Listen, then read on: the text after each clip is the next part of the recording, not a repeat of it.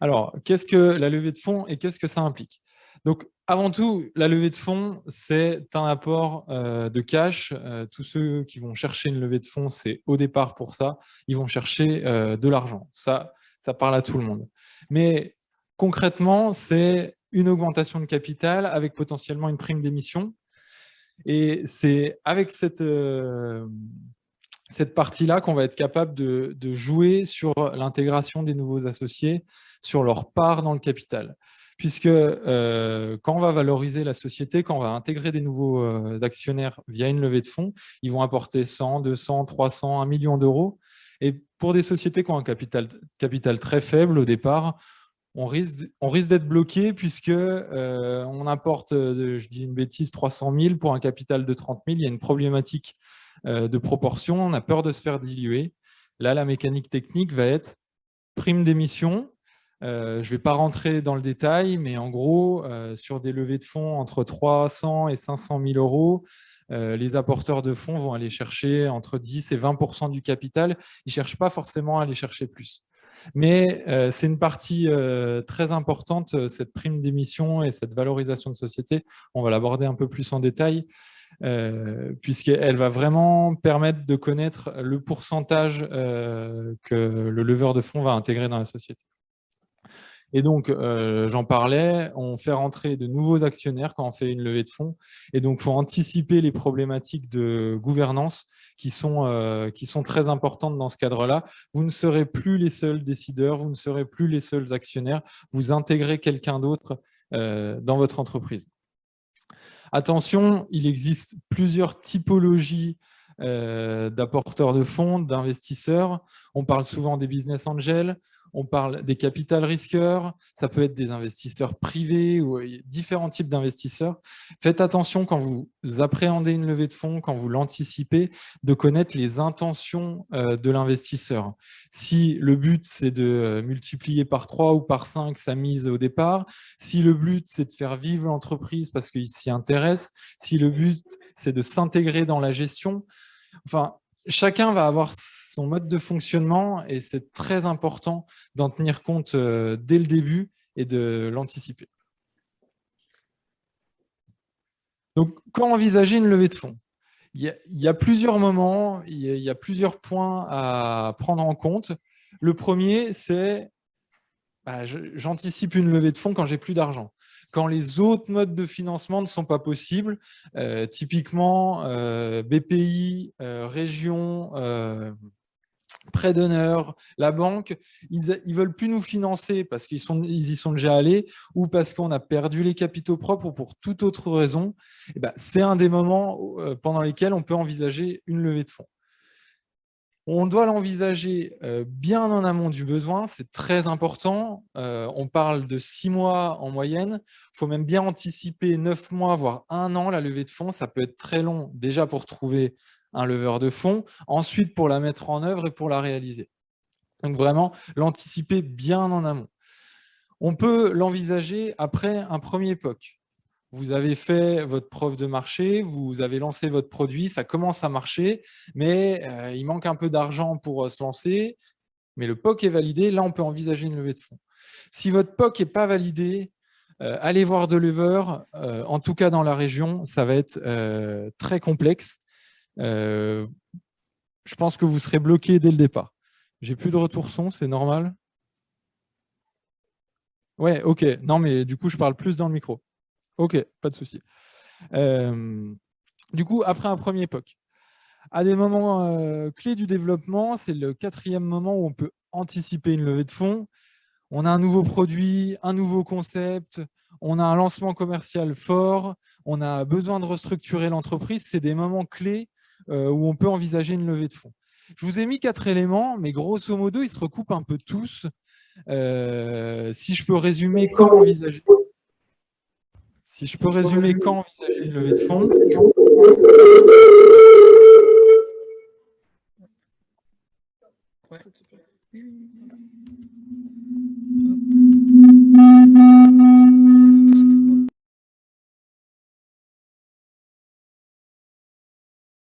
Allô, ouais. Si je peux résumer le quand envisager une levée de fonds, c'est on a un besoin financier pour faire un lancement commercial après un premier POC, et ben on y va. Mais il faut réunir un certain nombre de conditions. Les points d'alerte sur le terrain comptable et financier, ça va être la perte des capitaux propres et la trésorerie qui vient à manquer. Parce que clairement, quand on a perdu les capitaux propres, il n'y a plus aucun, on va dire, moyen financier classique type BPI, région, banque ou autre qui vont nous suivre si on a déjà perdu les capitaux propres. Et forcément, il faut recapitaliser la société. Et c'est à ce moment-là qu'on va envisager une levée de fonds. Et bien sûr, quand la trésorerie vient à manquer. Et c'est à ces moments clés-là que l'expert comptable va vraiment être conseil fort pour vous dire, bah, là, il faut commencer à se poser la question. Les points clés à anticiper pour faire votre levée de fonds sont résumés ici. Donc, c'est le bon moment qu'on a vu précédemment. C'est les financements complémentaires. Quand on fait une levée de fonds, on peut faire effet de levier sur un tas d'autres financements, que ce soit des financements bancaires, que ce soit des financements auprès de la BPI, que ce soit auprès de la région, que ce soit auprès de prêts d'honneur. Enfin, il y a différentes mécaniques pour faire effet de levier quand on fait une levée de fonds. Forcément, on recapitalise, on a à nouveau des capitaux propres et du coup, on peut à nouveau aller voir ces institutionnels-là pour lever des fonds. Clairement, si vous faites une levée de fonds entre 300 et 500 000 euros, vous pouvez très facilement aller chercher entre 200 et 300 000 euros à côté en complément, en mode prêt, bien sûr. C'est des prêts complémentaires, donc il faut voir si on veut réendetter la société en fonction de son niveau d'endettement actuel. Mais il faut y penser parce qu'on peut accompagner un leveur de fonds pour lui dire bah, toi, tu mets 300 d'un côté, mais à côté, je vais aller chercher un peu aussi. Ça peut le rassurer, il n'y va pas tout seul. Mais c'est deux mécaniques bien particulières. D'un côté, on a une augmentation de capital. De l'autre, on a de l'emprunt, de la dette. Le troisième point à vraiment anticiper, c'est l'évaluation, la valorisation de la société. C'est ce qui va définir, j'en parlais au début, la prime d'émission. Et c'est ce qui va définir à quel niveau le leveur de fonds qui va investir va rentrer dans la société. S'il va prendre 5%, 10%, 20% ou plus. En mode startup, la valorisation, elle est très complexe. On anticipe des cash flows futurs, on anticipe une montée en puissance de la société. C'est très compliqué, on peut entre guillemets faire un peu ce qu'on veut, mais c'est vraiment un point à anticiper. Et quand vous lancez votre levée de fonds, vous vous dites j'y vais, voilà combien je veux. Il faut anticiper à combien on peut valoriser la société pour voir vraiment combien on va donner de pourcents dans la société. Anticiper un pacte d'actionnaires, c'est très important aussi. Vous n'êtes plus tout seul ou vous n'êtes plus avec vos associés très proches. Et même avec vos associés très proches, il faut faire un pacte d'actionnaires dans tous les cas.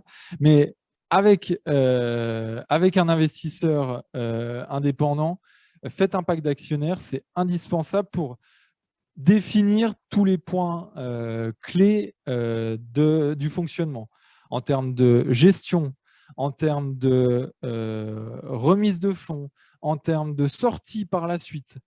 Il y a plein d'éléments à définir et ça se fait généralement dans un pacte d'actionnaires. Ensuite, un autre point à anticiper, c'est l'organisation de l'entreprise, l'organisation en interne, les potentiels reporting qui vont être attendus par l'investisseur, qui sont à anticiper puisque vous n'aurez plus forcément exactement le même fonctionnement que quand vous êtes tout seul. Encore une fois, c'est ça le grand changement. Vous n'êtes plus tout seul, vous n'êtes plus le seul maître à bord. Après, certains investisseurs vont dire on vous laisse la main à 100%, il n'y a pas de souci, c'est vous qui pilotez. Mais à minima, ils vont vouloir du reporting. Du reporting, c'est des tableaux de bord pour leur dire on en est là financièrement, voilà comment on a avancé sur le terrain commercial et sur le terrain des produits. Mais c'est très important à anticiper pour que quand la levée de fonds est faite, bah, vous soyez prêt à dire OK, on fonctionne comme ça, on s'est organisé comme ça maintenant. Enfin, les points qui sont indispensables à préparer pour réaliser votre levée de fonds sur le terrain financier notamment, c'est le prévisionnel, le business plan et le pitch. Je ne vais pas rentrer dans le détail, ça parle à tout le monde, mais c'est indispensable pour réaliser votre levée de fonds, au même titre que vous l'avez fait au départ pour lancer votre société. Quand vous faites votre levée de fonds, on doit reprendre un prévisionnel complet. On peut repartir du prévisionnel de départ, mais on le remet à jour en détail. On doit être bon. On doit être bon pour présenter son projet. C'est beaucoup plus dur d'obtenir des fonds dans le cadre d'une levée de fonds, comme on l'entend ici, que dans un tour de table financier qu'on aurait au départ, où on va chercher 200 ou 300 000 euros, banque, région, BPI. Là, on parle vraiment d'une levée de fonds, donc on doit avoir un projet béton qui tient la route, et sur le terrain financier, votre projet va être étudié en profondeur. Un business plan, un pitch, bien sûr, qui vont avec, c'est indispensable. Donc, dans ce cadre-là, et je ne fais pas ma pub ici, c'est vraiment important, faites-vous accompagner par votre expert comptable. Allez le voir, il vous connaît, il connaît l'entreprise.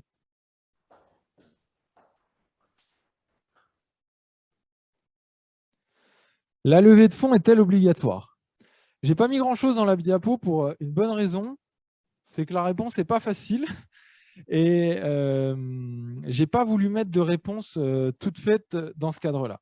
La levée de fonds est-elle obligatoire? À cette question, la réponse est non. Une levée de fonds n'est pas obligatoire, mais elle peut être indispensable. C'est-à-dire qu'on va souvent dire à une start-up, une start-up, si elle a bien marché, c'est qu'elle a fait une levée de fonds. Non. Une start-up, si elle a bien marché, c'est qu'elle a réussi à vendre, elle a réussi à grossir, elle a réussi à atteindre le niveau qu'elle voulait atteindre. La levée de fonds n'est pas indispensable. Mais souvent, dans le cadre d'une start-up, on est allé chercher 200, 300 000 euros au départ. On a tout utilisé sur la première année, deuxième année, voire troisième année. Et quand on est prêt à faire un lancement commercial très fort, il n'y a plus d'argent. Quand on veut un nouveau produit, il n'y a plus d'argent. Et c'est à ce moment-là qu'on va aller chercher une levée de fonds.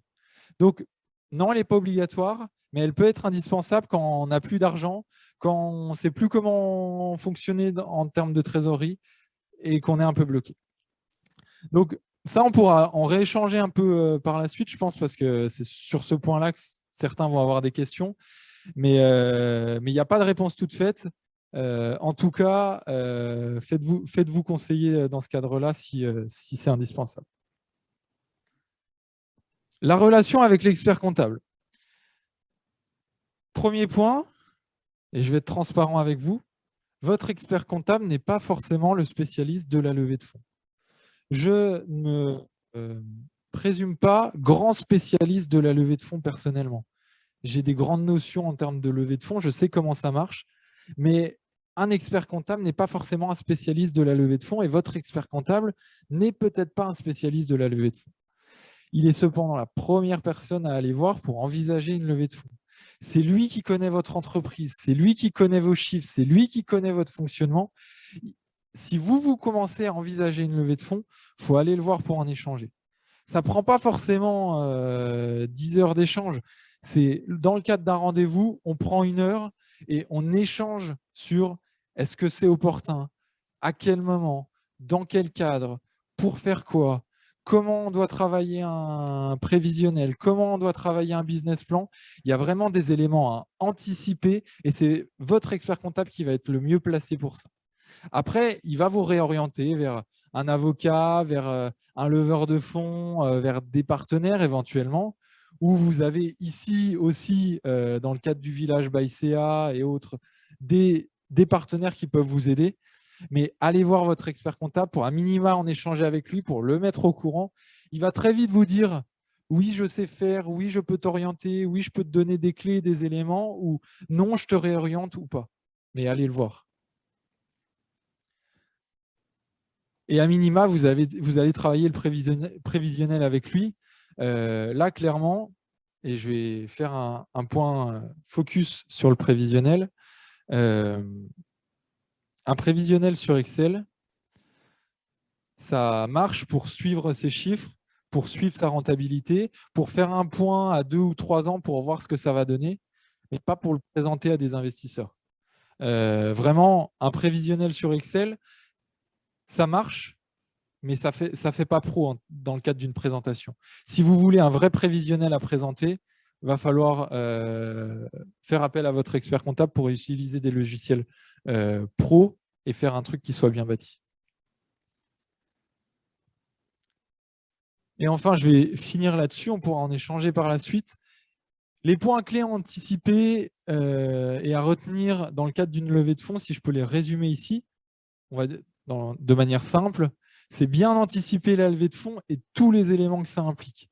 On n'anticipe pas 2 mois avant une levée de fonds, on anticipe 1 an avant une levée de fonds pour ne pas être bloqué à 6 mois en termes de trésorerie et devoir accélérer et devoir dire oui à tout ce que le leveur de fonds va nous proposer. Non, on anticipe, on n'est pas pris à la gorge pour faire notre levée de fonds. Et on anticipe ce que ça implique aussi. Ça implique de préparer des documents, ça implique de réorganiser peut-être l'entreprise pour faire du reporting et autres. Ça implique un certain nombre de choses qu'il faut anticiper. Travailler un business plan complet et cohérent à présenter aux potentiels investisseurs, c'est indispensable. Je pense que ça parle à tout le monde, le business plan. Il faut en avoir une vingtaine de pages, voire plus en fonction du cas, mais c'est indispensable à anticiper dans le cadre d'une levée de fonds. Bien préparer sa présentation et réussir à convaincre. J'en ai parlé à un moment. Quand vous allez élever 100 ou 200 000 euros au départ auprès de la banque, auprès de la BPI ou autre, il faut convaincre, mais si votre projet il tient la route, vous allez réussir à convaincre. Dans le cadre d'une levée de fonds, c'est beaucoup plus compliqué parce que les leveurs de fonds ont des critères, attendent des rentabilités, ont des activités de prédilection, et donc il faut être d'autant plus armé pour les convaincre. Donc, ayez une préparation encore plus importante de ce côté-là et faites-vous accompagner. Y aller tout seul, c'est clairement pas possible. Il y a des acteurs qui savent accompagner sur le terrain financier, votre expert comptable, sur le terrain juridique, un avocat, et d'autres personnes, mais faites-vous accompagner. Essayez pas d'y aller tout seul à toquer aux portes. Bonjour, j'ai besoin de 300 000 euros, voilà comment ça marche. Ça peut fonctionner comme ça, mais si vous avez des conseils autour pour donner du crédit à votre projet. Voilà, grosso modo, j'ai essayé de faire simple, rapide et de dégrossir un peu. N'hésitez pas si vous avez des questions. Merci pour cette présentation. On va regarder si on en a en distanciel, également en présentiel. N'hésitez pas à prendre la parole. On vous passe un micro si vous voulez affiner certains points, aller plus loin. Si vous voulez aussi nous dire, vous, où vous en êtes. Est-ce que vous êtes là aujourd'hui plus pour prendre de l'info et se poser les bonnes questions, ou c'est une démarche que vous avez déjà amorcée? Dans ces cas-là, bah voilà, nous dire un petit peu où vous en êtes. On aura après d'autres points de vue. Philippe Gauthier du Crédit Agricole et Jérôme Deliri pour la partie avocat d'affaires. Donc, c'est vraiment complémentaire et ça va dans le sens de Thomas, de dire qu'il faut être accompagné et donc on n'y va pas seul. Mais voilà, là, on voulait vous proposer de répondre à certaines questions. Est-ce que vous en avez ou est-ce que ça a été très clair?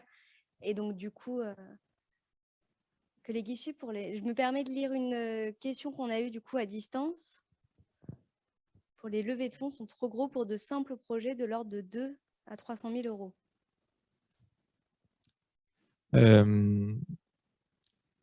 C'est possible. La question est de savoir si on va chercher un ticket à 200 ou 300 000 euros, est-ce que c'est possible, ou il faut tout de suite aller chercher 500 ou 1 million d'euros pour faire une levée de fonds. Il y a des leveurs de fonds qui, dans le cadre d'un accompagnement un peu plus global, vont aller mettre 200 ou 300 000 euros. Oui, c'est possible. Il faut le projet qui soit structuré pour, et il faut que l'investisseur vous suive dans ce cadre-là. Mais vous le verrez dans le cadre de cette semaine-là, il y a certains investisseurs qui vont se présenter. Ils viennent pour des tickets à 200 ou 300 000 euros. Pour compléter, du coup, demain, on a vraiment un panel d'investisseurs que tu as évoqué tout à l'heure. On a les business angels, on a le fonds Finovam, qui est un fonds d'amorçage, on a UI Invest et on a Carvest. L'idée, c'est aussi de comprendre pourquoi il y a autant d'acteurs et de voir que finalement, ils travaillent ensemble pour faire du cofinancement. Donc demain, on aura cette vision-là, en tout cas. Oui, passe le micro. Oui, pour ceux qui sont à distance, si ça ne vous dérange pas.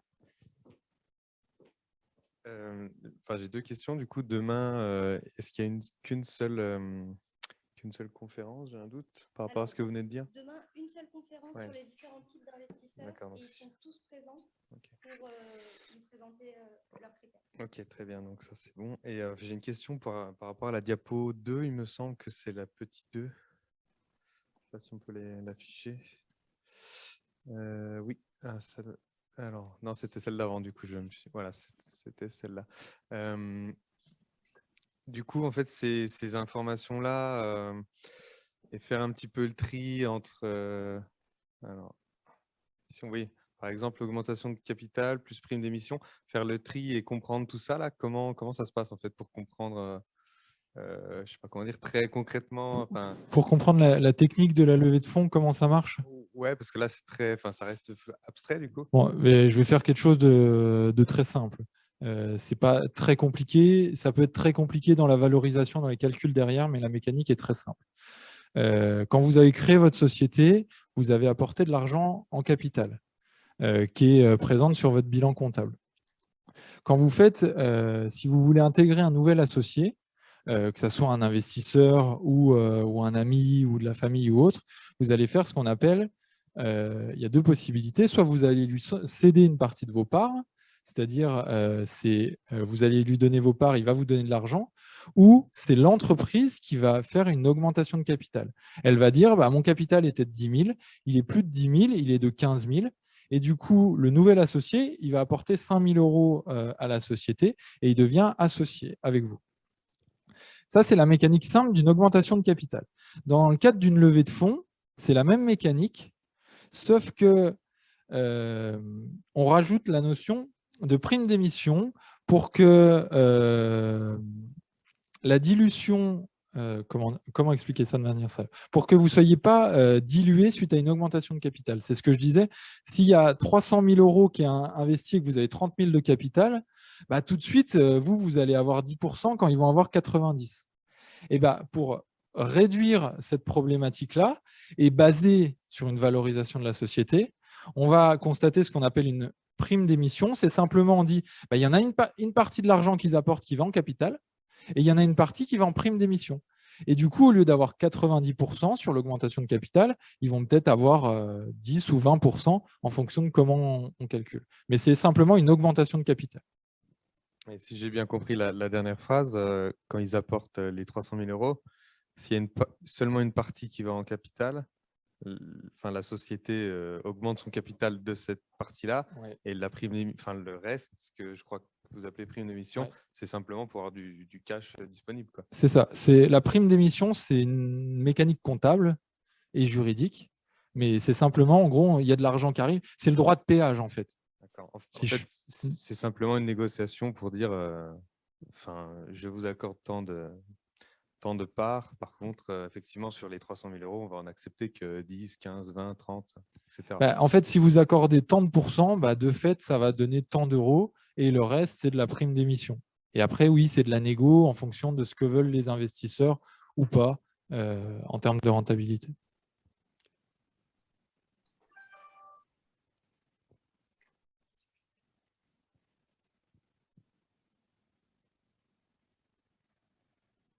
Alors, concernant la conférence de demain, on essaiera de mettre en place un replay, j'ai vu. Et pour le son, on a essayé du coup de diminuer le son pour ceux qui étaient en présentiel. Donc, on va peut-être réajuster pour ceux qui sont en distanciel. J'ai pu voir sur le chat qu'ils entendaient mal. Donc, on va essayer de s'ajuster pour que présentiel et visio soient en bonne équipe. Ah. Ok. Alors, peut-être que du coup, le problème de connexion n'est pas... Dans le chat, on avait un petit message comme quoi on n'entendait pas trop. On essaie de... Ça vient pas d'ici. Bon, et ben on essaie de faire au mieux alors. On a eu un test en direct pour prouver ça. Est-ce que vous avez d'autres questions à poser à Thomas? Alors, à savoir que, bien sûr, si au fil des présentations, vous en avez d'autres, c'est pas fermé, on n'arrête pas ici. Mais c'est pour... Soit on laisse la parole à Philippe Gauthier, soit on prend encore une ou deux questions, comme vous le souhaitez. Et ben, je pense qu'on va s'arrêter là. Merci Thomas pour cette intervention.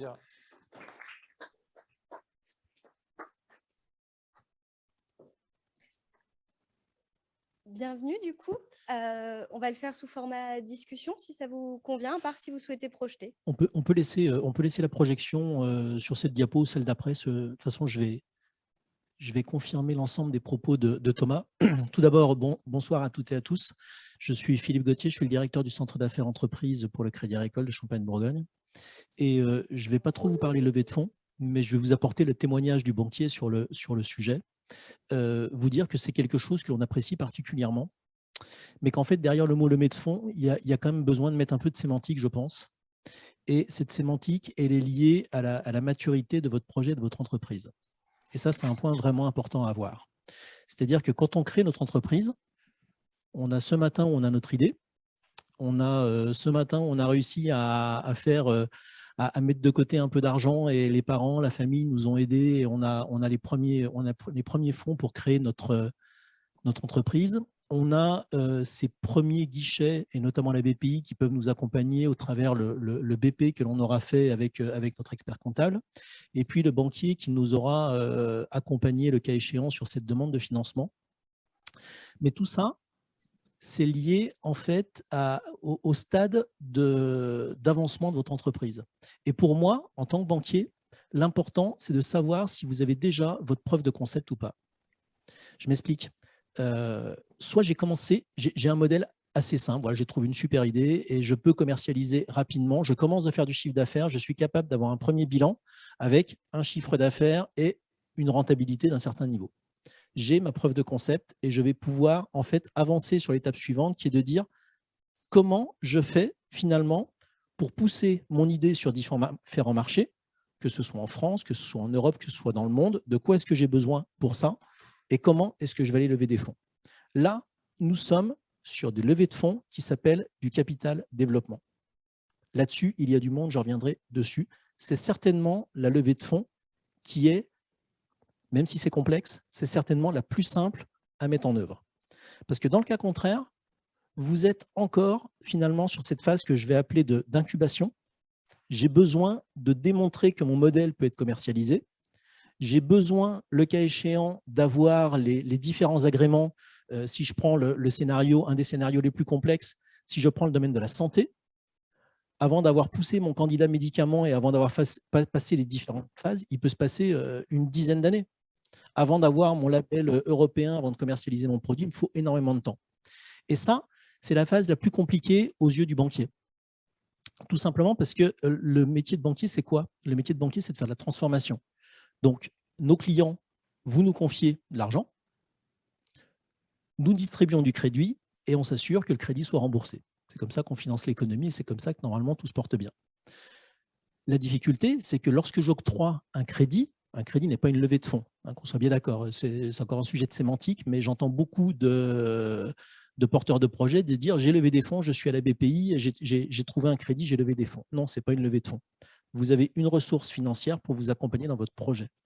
Par contre, cette ressource financière, elle est adossée à votre capacité de remboursement. Donc, tant que votre BP tient la route, si vous nous avez dit que vous alliez atteindre la rentabilité en année N plus quelque chose et que vous tenez les engagements, il n'y a pas de problème pour suivre. La difficulté, elle est dès que vous ne respectez plus votre BP. Parce qu'en fait, les banquiers sont tenus d'affecter des provisions et il y a des règles comptables, c'est ce que vous disait Thomas, c'est que demander à lever des fonds lorsqu'il y a le feu à la maison, c'est-à-dire j'ai plus de trésorerie ou j'ai perdu mes fonds propres, c'est la croix et la bannière et vous aurez énormément de mal à trouver des solutions à ce moment-là. Donc, ayez bien en tête, soit je suis encore dans une phase d'incubation parce que je n'ai pas ma preuve de concept, j'ai encore besoin de la développer. Et là, c'est du fonds d'amorçage qu'il faut aller chercher. Il y a quelques acteurs sur le sujet, mais c'est forcément la face nord de l'Everest. La levée de fonds en fonds d'amorçage, il va falloir vraiment que votre idée soit vraiment très pertinente. Et bien évidemment, le coût s'en ressent. Si je suis porteur d'un fonds d'investissement, j'ai une rentabilité à tenir sur l'ensemble des projets que j'accompagne, sur une durée donnée. Donc, renseignez-vous, est-ce que la durée, elle est sur 5 ans, elle est sur 7 ans? Est-ce qu'elle est cohérente avec le BP que vous avez monté? Est-ce qu'elle est cohérente avec ce que vous imaginez obtenir en date de preuve de concept et de démarrage véritablement de l'activité et d'obtenir la rentabilité nécessaire. Deuxième thème, le fonds, le capital développement. On est dans quelque chose qui est un peu plus, le terme n'est certainement pas confortable, mais qui est plus facile à appréhender. C'est-à-dire que vous avez déjà des bilans, vous avez déjà une rentabilité et on est capable de comprendre votre modèle, la pertinence du modèle et votre capacité à le développer. Et là, le fonds d'investissement va intervenir aux côtés du banquier, c'est ce que disait Thomas tout à l'heure, vous allez avoir un effet de levier tout simplement, puisque le fonds d'investissement va venir vous accompagner dans votre projet et va vous donner une, je vais faire une redite, mais va vous donner un levier supplémentaire dans le sens où, à partir du moment où le levier de la dette est complètement consommé, d'accord, j'ai de la rentabilité, j'ai mis un prêt en face, je vais consommer mon cash flow par le remboursement du prêt. Par contre, j'ai besoin de pousser mon modèle, j'ai besoin d'investir sur le développement de mon site internet, sur mes canaux de distribution, sur mes forces de vente. On va être capable, au travers de ces fonds d'investissement, on va être capable de vous donner un levier supplémentaire. Et ce levier, il va être regardé en fonction du potentiel de développement de votre entreprise et du ROI que vous pensez obtenir. On va rentrer sur une valeur de l'entreprise qui aura été définie entre vous, bien évidemment, et les fonds d'investissement. Les multiples, ce n'est pas une science exacte et on voit de tout aujourd'hui, surtout dans un monde où il y a beaucoup d'argent sur le marché. Donc, on voit des multiples d'EBITDA qui sont assez stratosphériques, mais tout dépend du potentiel de conquête du marché que vous avez. Donc, on va trouver un levier supplémentaire qui va vous permettre effectivement de financer votre plan de développement, mais avec un ROI à tenir sur une durée qui est souvent de 5 à 7 ans sur les fonds d'investissement. Donc, ce qui est important également, c'est de regarder quel sera le type de fonds d'investissement que vous allez pouvoir trouver. Soit vous êtes sur un fonds d'investissement pur et dur. Dites-vous bien qu'un fonds d'investissement, il gère des fonds et qu'il doit obtenir un minimum de rentabilité. D'accord ? Donc, il va avoir des exigences. On parlait tout à l'heure du capital ou des primes d'émission ou ces sujets-là. C'est des points qui sont hyper importants à regarder. Vous pouvez effectivement avoir une augmentation de capital. Les fonds d'investissement vont souvent vouloir rester minoritaires. Par contre, si derrière, vous adossez avec des obligations convertibles, ça veut dire qu'à un moment donné, si ça se passe mal, vous pouvez, enfin, le fonds d'investissement, ce n'est pas sa vocation de récupérer la totalité des parts de la société, mais c'est quelque chose qui peut arriver et vous pouvez vous retrouver sur la touche dans des schémas de ce type-là. Donc, c'est des choses vraiment à regarder qui sont importantes. Donc, le sujet, c'est vraiment et c'est le sujet le plus difficile dans l'appréciation des levées de fonds, c'est que, un, il ne faut pas en avoir peur. Deux, c'est très bien vu par les banquiers. Ça veut dire qu'on est plusieurs à croire dans votre entreprise et à avoir la même vision de votre modèle. Donc ça, c'est le côté très positif. Ce qui est difficile, c'est d'appréhender correctement votre BP au démarrage. Que vous ayez été pessimiste, il n'y a rien de dramatique, il n'y en a pas un qui vous critiquera parce que vous avez fait mieux que votre BP, quoi. Par contre, que vous soyez lourdement trompé dans votre BP et que finalement la rentabilité soit reportée de plusieurs années, difficile de trouver des solutions. Donc, c'est pour ça que sur le slide suivant, où Thomas disait, quand les autres modes de financement ne sont plus possibles, ayez juste en tête que quand les autres modes de financement ne sont plus possibles, c'est-à-dire qu'on a consommé notre cash flow. D'accord, mais j'ai de la rentabilité. Ce n'est pas quand j'ai commencé de perdre de l'argent, quoi. Ce n'est pas quand il y a le feu au lac, j'ai perdu mes capitaux propres, j'ai plus de trésorerie, lever des fonds, enfin, personne ne viendra, quoi. Je suis un peu réducteur, mais ça sera super difficile. Donc, la levée de fonds, elle est bien quand votre modèle, quand votre preuve de concept est acquise, quand vous avez commencé de dégager de la rentabilité, et c'est bien là qu'effectivement, la levée de fonds va venir vous accompagner. Donc, capital risqueur, lorsque je suis plutôt en phase encore d'incubation et de développement de mes preuves de concept. Deuxième cas de figure, le fonds de développement. Et sur ces fonds de développement, qui sont des fonds d'accélération, vous allez pouvoir trouver tout un ensemble d'acteurs et vous trouverez notamment à la fois la BPI, les acteurs que vous connaissez au niveau national et vous trouverez les banques régionales. Avec, à mon sens, un avantage, c'est que d'une part, nous avons nos propres fonds d'investissement, donc on est en direct avec vous pour regarder les sujets, mais surtout, ce sont les fonds propres des banques. Donc, ça veut dire que si ce sont mes fonds propres, je n'ai pas forcément la même exigence in fine, en termes de rentabilité. Ça veut dire que je ne suis pas forcément obligé… Alors, attendez, je ne suis pas moins cher que les autres quand je dis ça, qu'on soit bien d'accord. Les fonds, ça coûte un peu d'argent quand même. Ce que je veux dire simplement, c'est que vous n'avez pas forcément la tête sur le bio à une date donnée. Ça veut dire qu'une banque est capable, au regard de ses fonds propres, de dire finalement, le modèle de départ, il était sur un investissement à 5 ans. Il y a un décalage où il y a un autre levier, on peut repeloter la dette, on peut le mettre sur 7 ans, on n'est pas tenu. En tous les cas, il y a une négociation qui peut s'engager sur la durée de présence du fonds. De la même façon, si votre rentabilité est juste exceptionnelle, il est tout à fait possible également de sortir par anticipation et de retrouver un levier supplémentaire par de la dette classique. Donc voilà, tout ça pour dire que la levée de fonds est très bien vue. Ce qui est juste difficile, c'est de trouver le bon créneau et à quel moment effectivement la lever et à quelle porte frapper pour arriver à réussir ça. Voilà, je ne sais pas si mes propos sont clairs, si ça a apporté ce que vous souhaitiez. En tous les cas, je suis à votre disposition pour répondre et compléter. Ce que j'allais proposer qu'on passe à la phase de questions-réponses. On en a déjà une. Merci. En fait, je me pose la question sur les dernières phrases que vous avez.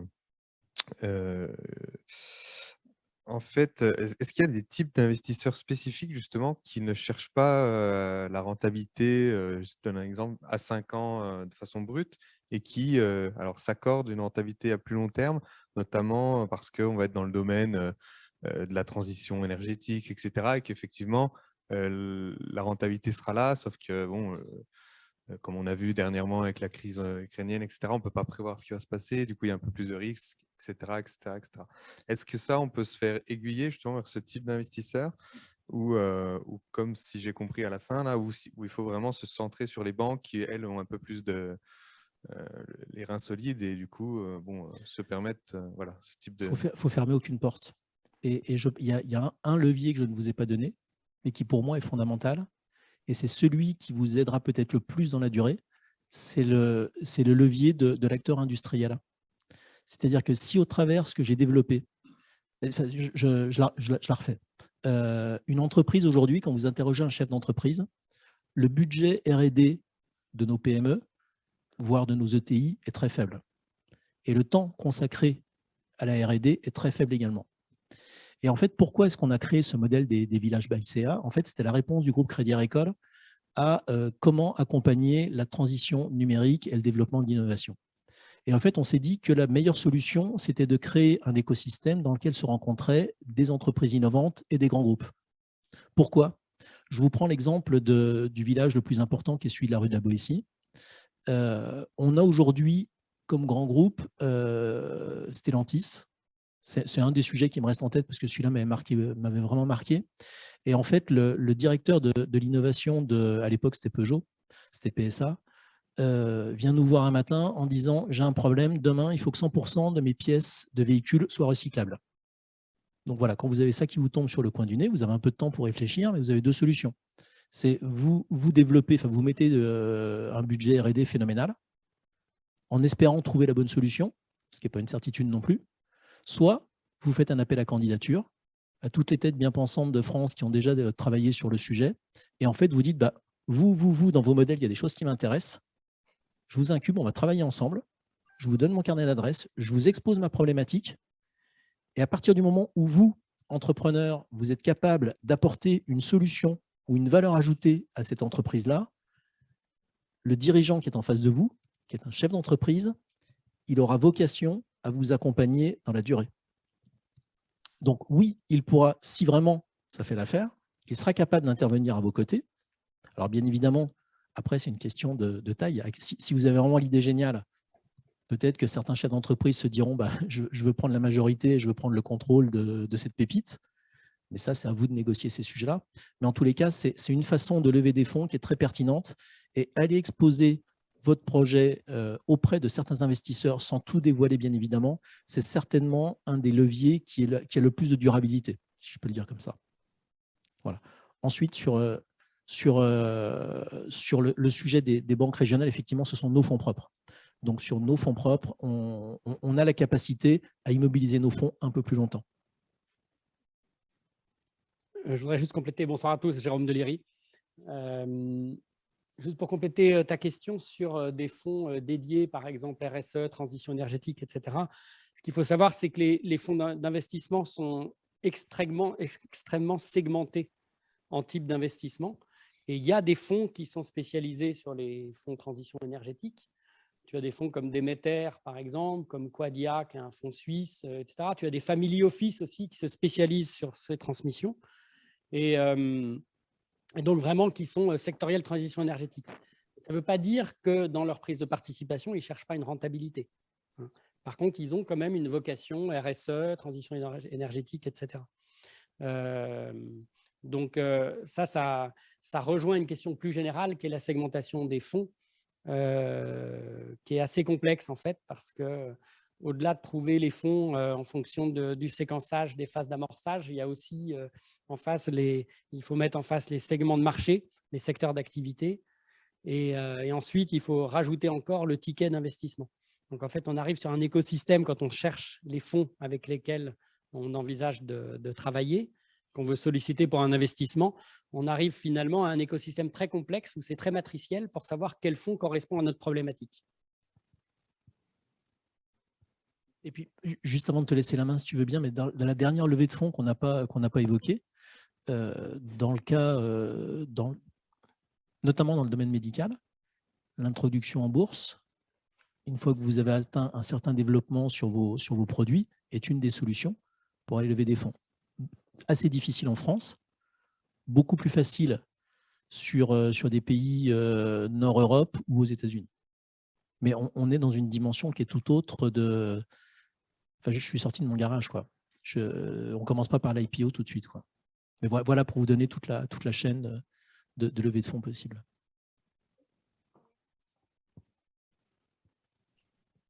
Bonjour, Louis Baquet, Société Goodvie. Donc moi, j'avais juste une petite question pour savoir quelle était la différence en fait en termes de montant qu'on pouvait imaginer entre le capital risque du coup et le capital développement.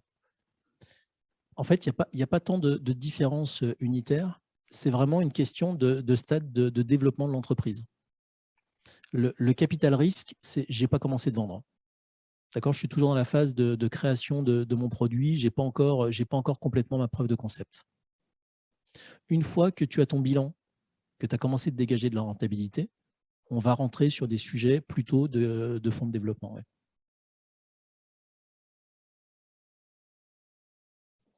C'est toujours plus simple pour un financier d'appréhender la capacité de développement au regard d'un premier bilan, de premiers exercices, et quand on est capable d'appréhender les marchés, quoi.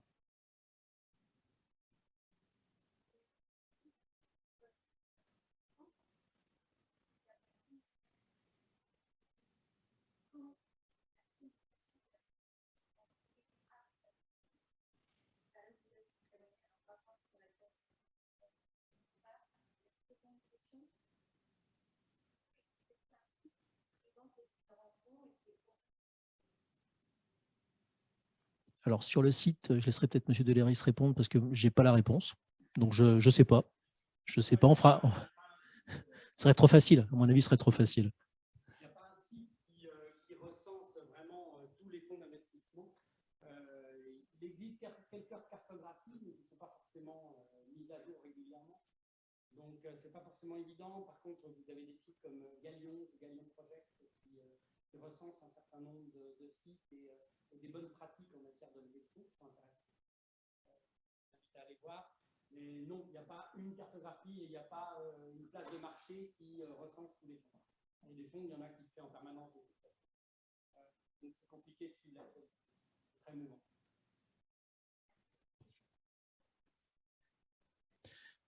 Les questions de valorisation, c'est certainement aujourd'hui ce qui est le plus compliqué, quoi. C'est comme, soit vous faites envie, tout dépend comment vous faites envie.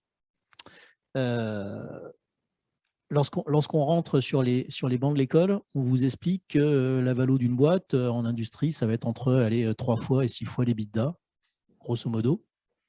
On est rentré dans un monde où aujourd'hui, je vois des entreprises innovantes sur des bases de 30 ou 40 fois l'EBITDA. Donc, c'est très difficile de donner une valorisation. La valo, elle est vraiment au regard de votre potentiel de développement, quoi.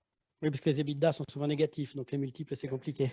C'est souvent, en tous les cas, même sur un EBITDA, même sur l'EBITDA, sur un BP projeté, on est sur des valos qui sont hyper élevés, quoi. Donc, c'est vraiment votre capacité à pénétrer un marché et le chiffre d'affaires que vous serez capable de faire et la rentabilité que vous serez capable de dégager.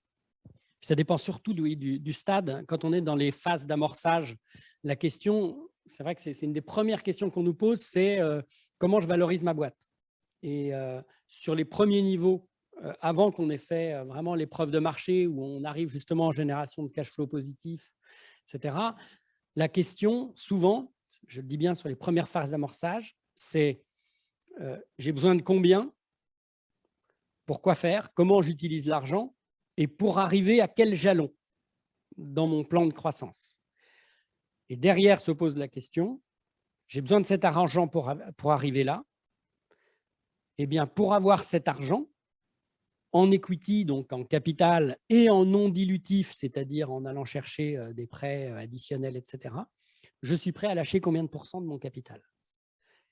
Et en fait, il faut prendre le problème à l'envers. Si je dis, je vais chercher, je ne sais pas, dans des premiers tours, 200 000 euros, 300 000 euros, 500 000 euros, ces 500 000 euros qui vont me permettre d'aller chercher peut-être 1 million en ajoutant de l'endettement, etc., je suis prêt à lâcher combien de pourcents de mon capital pour ça?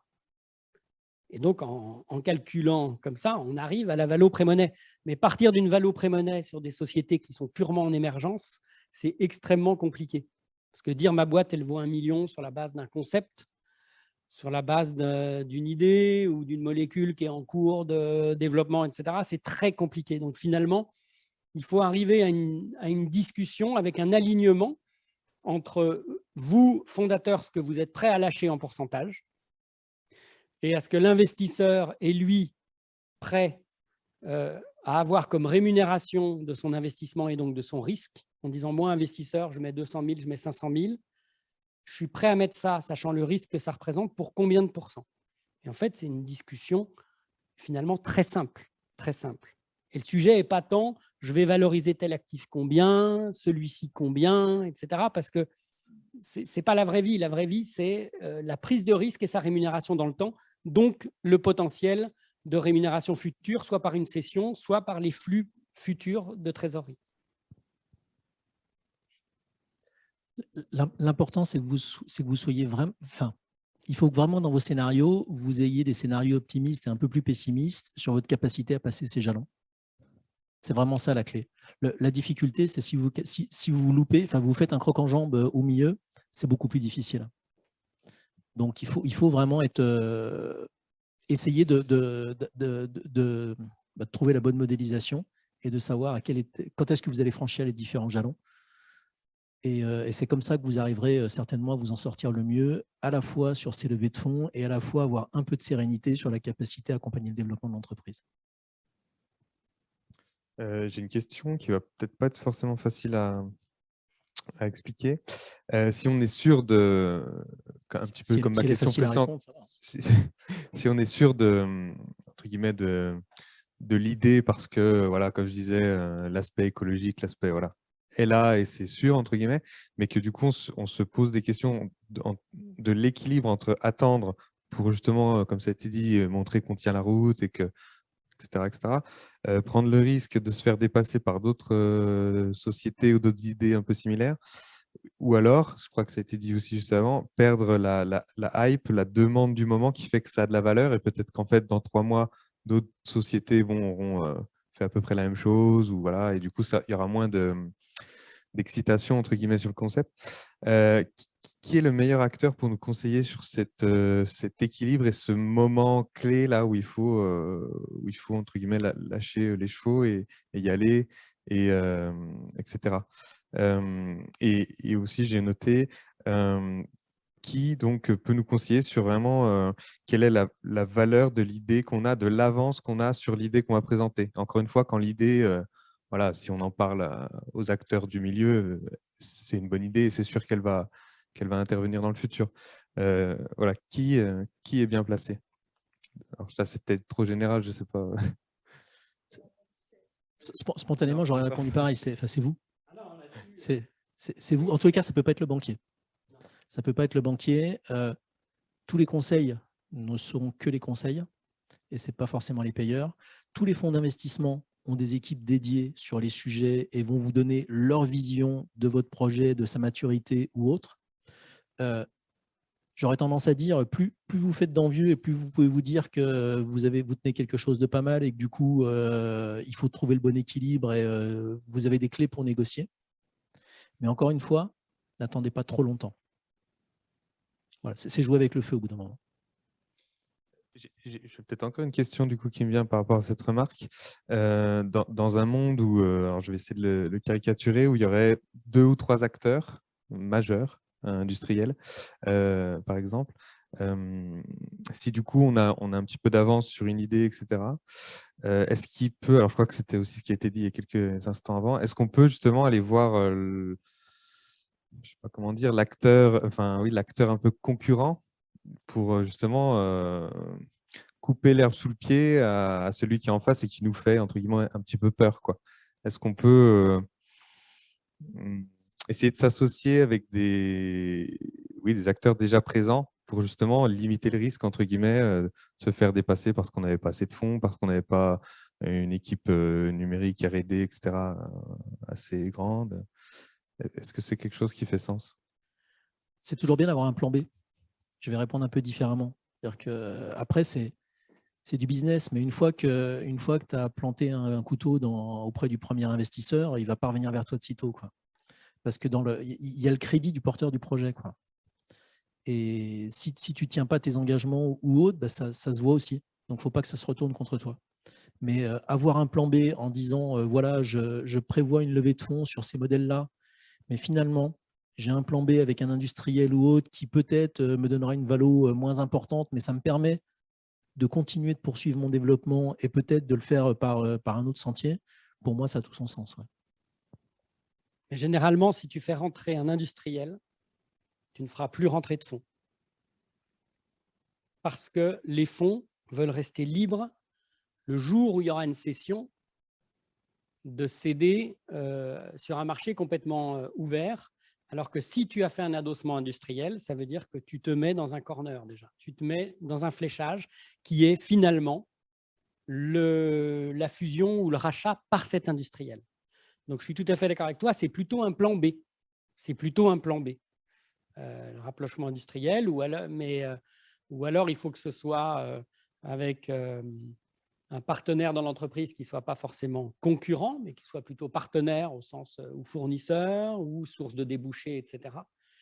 Mais en général, les fonds ne le voient pas forcément d'un bon œil. Il faut bien distinguer l'approche levée de fonds auprès d'investisseurs financiers et l'approche rapprochement industriel. C'est vraiment 2 choses très, très différentes en termes de stratégie et qui sont un peu exclusives l'une de l'autre. Et tout à l'heure, je reviens à ta question de tout à l'heure où tu disais y a-t-il des conseils qui peuvent nous dire si notre idée est intéressante sur le marché par rapport à ce qui peut déjà exister, etc. Alors là, clairement, c'est ton boulot. Hein. Et c'est à toi de faire ce travail de benchmark, hein, d'aller voir ce qui existe. Et si toi, tu n'es pas capable d'expliquer aux investisseurs où se situe ton projet à l'intérieur d'une cartographie concurrentielle, ne va pas voir les investisseurs. Ce n'est pas eux qui vont faire le travail pour toi.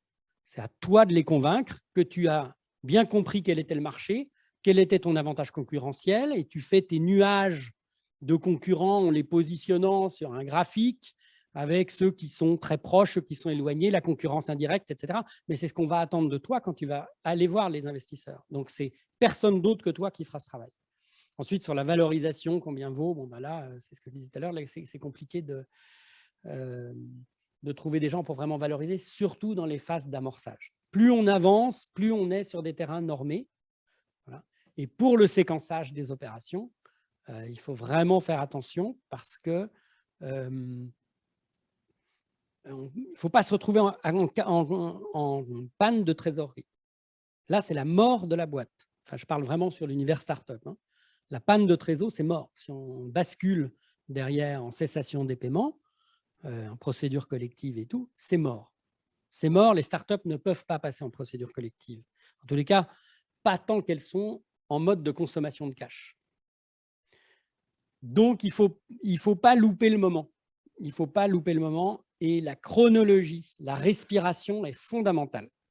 Et si on loupe le coche, on peut passer de négociations où on est en train de négocier avec des fonds sur des valos importantes, où les fonds sont prêts à mettre 1 million, 2 millions, 5 millions, etc., sur des valos pré-monnaie importantes, à l'instant T, et une semaine après, être mort. Ça bascule très vite. Donc, attention à l'anticipation, de manière à ne pas se retrouver en rupture de cash. Là, actuellement, j'accompagne une boîte qui a 6-7 ans d'existence, qui est en train, là, dans l'année, va passer le point mort où elle va commencer à générer du cash avec des revenus récurrents, etc. N'empêche qu'elle est coincée en trésor.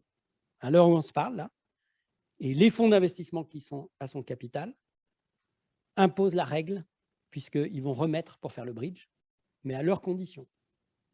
Et là, les conditions, je peux vous dire que ce n'est pas du tout les mêmes. Pas du tout. Et là, les fondateurs se sont laissés entraîner et acculer à un moment donné où ils n'ont plus du tout de levier de négociation. Ils sont entre les mains des investisseurs. C'est rare comme sujet. Mais là, vraiment, c'est le cas. Donc, on doit maîtriser son cash. Et on doit rester dirigeant de sa boîte, c'est-à-dire écouter les fonds, les avoir en comité stratégique, etc. C'est extrêmement intéressant. Et au-delà du cash, c'est source vraiment de croissance et de beaucoup de bonnes choses. Maintenant, le dirigeant, c'est vous. Et c'est vous qui restez aux manettes. Et si à un moment donné, vous devez faire une nouvelle levée de fonds, c'est à vous de dire quand elle doit être et pas vous reposer sur les fonds qui sont certes des alliés, mais pas que. Mais pas que. Et il peut y avoir des désalignements dans le temps. Les sujets de gouvernance sont hyper importants. Le fonds sera à vos côtés, vous challengera sur votre modèle, sur votre développement. Et bien évidemment, si les planètes ne s'alignent pas correctement par rapport à ce que vous avez vendu au départ, ça devient de plus en plus compliqué. Ouais. Et du coup, pour rebondir sur votre dernière phrase, effectivement, d'où l'intérêt du choix, comme j'essayais de dire tout à l'heure, du choix du type de fonds. C'est vraiment c'est fondamental. Même en termes de sérénité, de psychologique, là, l'exemple que vous avez donné, ça donne pas envie. Donc, on ne veut pas tomber là-dedans. Donc, c'est très important de bien choisir.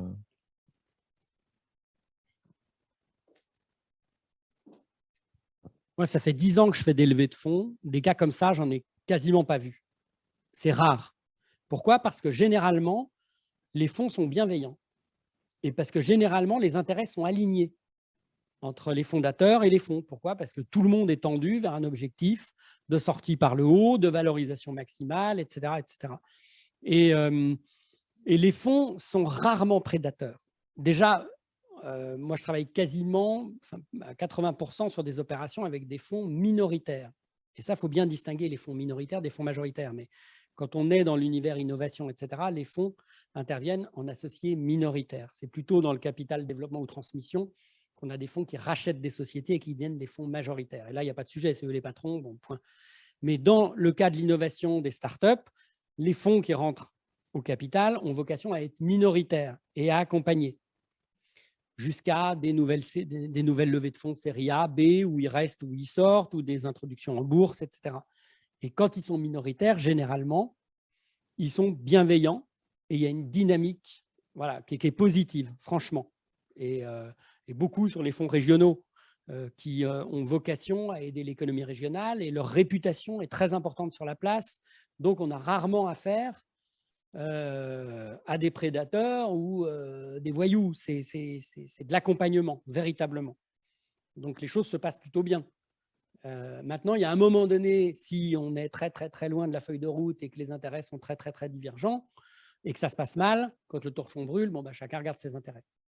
Mais globalement, alors il ne faut pas être naïf. Et c'est pour ça que les opérations préalables de négociation, de pacte d'associés, d'actions de préférence, etc., sont très importantes parce que c'est elles qui vont définir les règles du jeu sur la suite des événements. Donc là, c'est extrêmement important. Et négocier une valorisation, c'est bien, mais il n'y a pas que ça.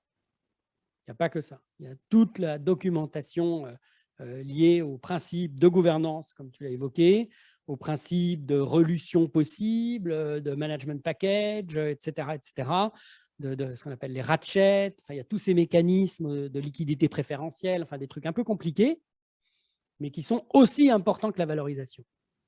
Voilà. Et ça, il faut bien les intégrer et bien négocier ces points-là. Il faut que les choses soient très claires dès le stade de la lettre d'intention.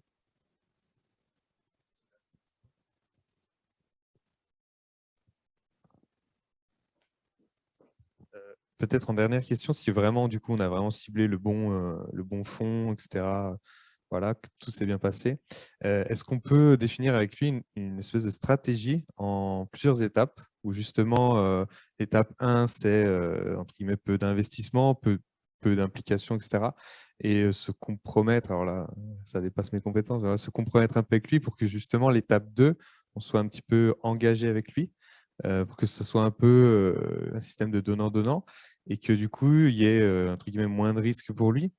Mais à la fois, voilà, si ça se passe bien, qu'il ait les fruits quand même de son petit risque de début. Et du coup, envisager comme ça un partenariat en 2, 3, 4 étapes. Est-ce que c'est quelque chose qui existe ou c'est juridiquement, etc., trop compliqué ou impossible? Non, c'est tout à fait possible de séquencer. Ce qui est compliqué, c'est qu'on ne pourra pas obtenir un engagement de réinvestissement. C'est-à-dire qu'on peut prévoir une entrée de l'investisseur à une valorisation X aujourd'hui, mettons une valorisation 100 aujourd'hui, que ces actions soient assorties de BSA, de bons de souscription d'actions, qu'il pourra exercer, mettons, à 12 mois, et on va dire la valeur d'exercice de ces nouvelles actions qui vont être souscrites à 12 mois seront en fonction de l'atteinte d'objectifs. Ça, c'est tout à fait possible. Mais ça reste un droit de souscription pour l'investisseur, pas une obligation de souscription. C'est-à-dire qu'on va écrire, si on atteint tel jalon, à quelle valeur il va rentrer. Mais s'il voit que finalement, on est très loin du BP et que ça ne marche pas et que ce n'était pas l'histoire qu'on lui a vendue, il dira « mais moi, je ne remets pas d'argent, je ne les exerce pas ». Donc, ça n'aura pas de caractère coercitif. C'est le frein, c'est l'inconvénient de ces séquençages. Parce qu'au bout du compte, si l'histoire n'est pas aussi belle, ben, on n'aura pas l'argent chez nous. Alors, il y a d'autres mécanismes qui peuvent permettre de régler ça, mais je pense qu'il ne faut pas vous embêter la tête avec tout ça. Parce que la technicité juridique, ce n'est pas votre problème. C'est le problème des conseils. Parce qu'on peut mettre en place des ratchets. Les ratchets, c'est quoi? C'est des corrections futures, des corrections qui vont avoir lieu dans le futur, qui auront un effet rétroactif sur la valeur à laquelle sont entrés les investisseurs. Pourquoi? Parce que au moment de la levée de fonds, on n'est pas d'accord sur la valeur.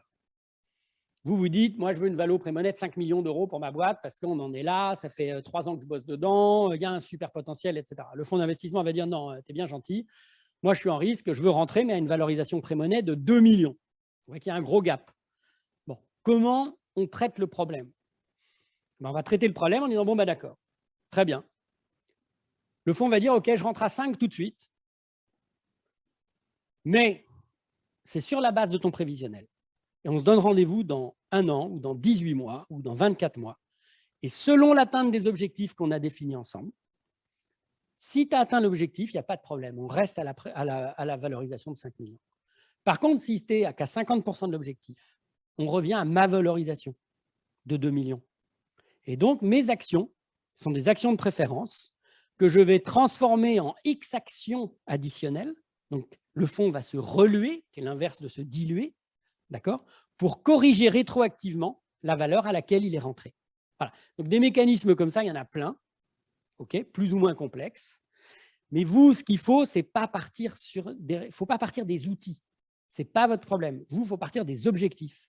C'est comment je trouve un accord avec l'investisseur. Voilà. Et avec des choses simples. Combien de pourcents tu veux, pour combien d'argent? Et si on n'est pas d'accord sur la valo, quel système intelligent on trouve entre nous pour le corriger? Mais en se tapant dans la main. Et puis ensuite, ce sera la question des techniciens du droit de le mettre en œuvre dans la documentation juridique et de prévoir ces leviers. Okay, c'est la même chose sur les clauses de liquidité préférentielle. L'investisseur peut dire, si on vend la boîte, à un moment donné, je veux être sûr de récupérer ma mise. Donc, si j'ai mis 500 000 euros chez toi, si on vend la société, je veux être prioritaire sur le prix de vente de la boîte pour récupérer d'abord mes 500 000 euros. Ou alors pour récupérer d'abord mes 500 000 euros fois 2. Et s'il reste de l'argent pour toi, tu l'auras. Mais je me sers d'abord. Voilà, ça s'appelle une clause de liquidité préférentielle. Et alors, il y a plein de clauses différentes qui sont plus ou moins piégeuses. Il faut bien les mettre en œuvre avec des simulations de ce qu'on appelle les waterfalls, c'est-à-dire les successions de répartition de prix. Donc, il y a plein de mécanismes. On peut faire des trucs super compliqués. Mais le sujet, c'est de trouver un accord simple en tous les cas dans l'esprit et que vous comprenez bien avec les investisseurs. Voilà. Charge aux hommes du droit de le mettre en œuvre après.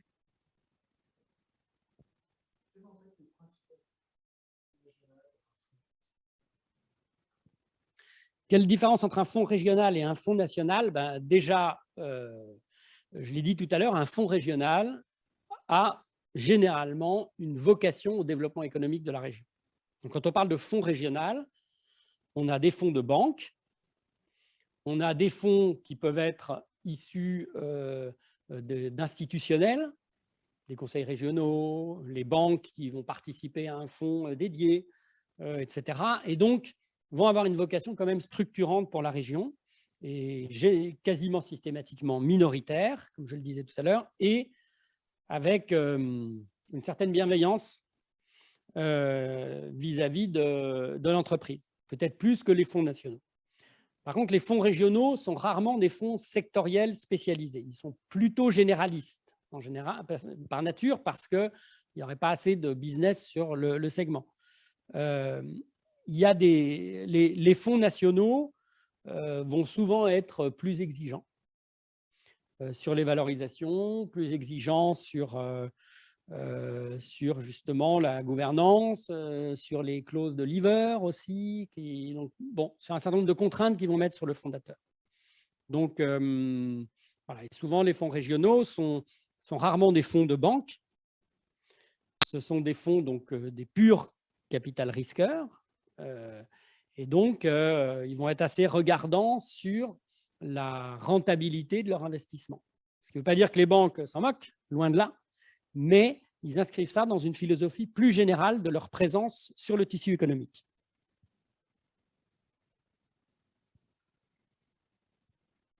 Y a-t-il des risques à faire rentrer des fonds étrangers? Alors, est-ce qu'il y a des risques à faire rentrer des fonds étrangers?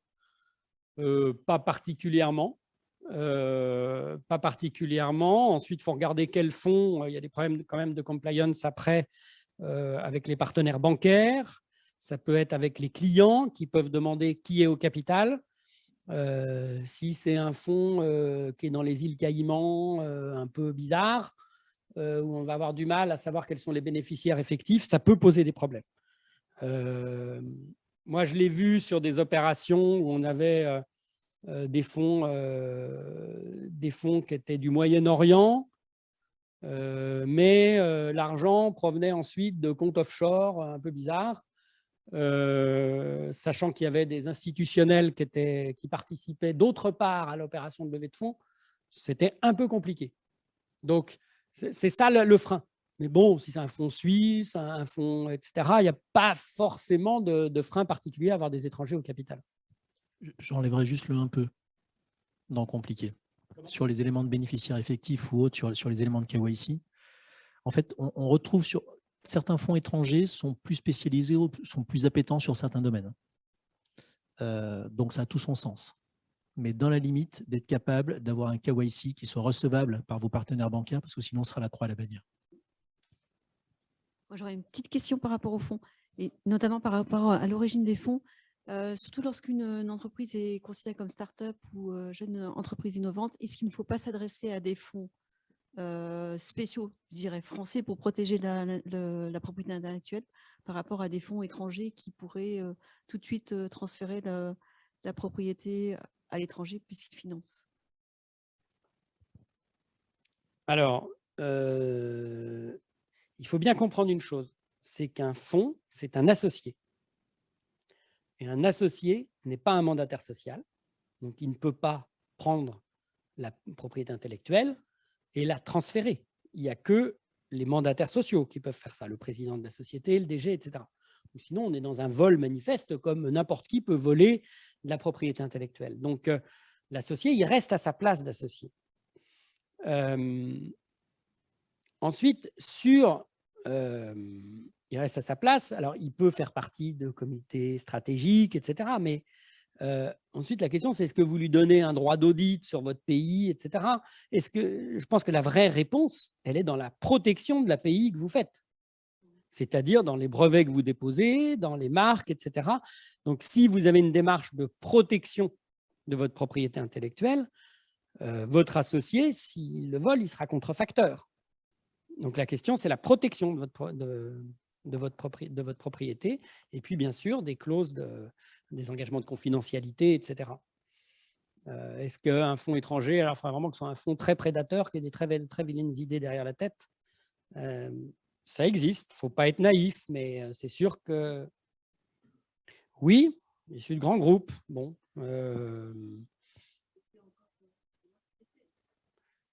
oui, alors moi je dirais que surtout, il faut se méfier, surtout avant que les fonds soient dans votre capital, des phases d'audit. C'est là où vous êtes en danger. Parce que pour faire rentrer le fonds, il va falloir le séduire suffisamment. Et donc, à un moment donné, il va vouloir accéder. Il va avoir plus d'informations. Donc, d'où l'importance des engagements de confidentialité, les NDA avant de rentrer en négociation, etc. Et effectivement, il faut bien valider les choses. Mais ce danger peut être le même avec un fonds français. Hein.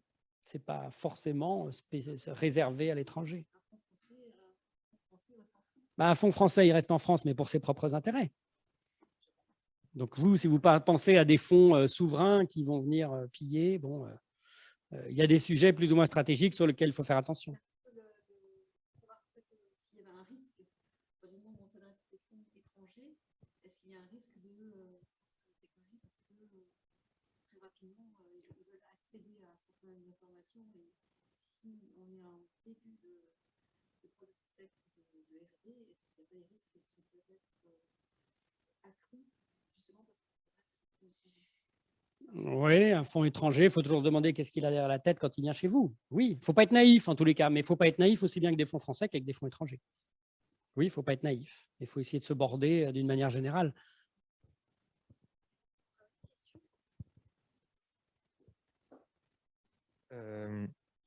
Du coup, par rapport aussi à ce qui vient d'être dit, donc le fonds, on peut le voir en tant qu'apporteur de cash, mais il vient d'être dit qu'il va aussi prendre une place d'associé.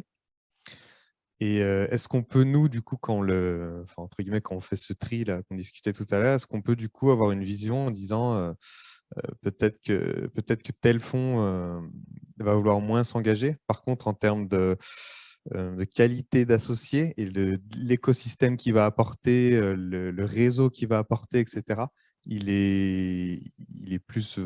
c'est plus valorisable, entre guillemets, et du coup, avoir ça en tête pour faire des choix. Parce que c'est vraiment quelque chose de… Alors, pareil, je ne suis pas de ce monde-là des réseaux, etc., mais est-ce que c'est vraiment quelque chose à avoir en tête et pas seulement rester focalisé sur l'apport pur en cash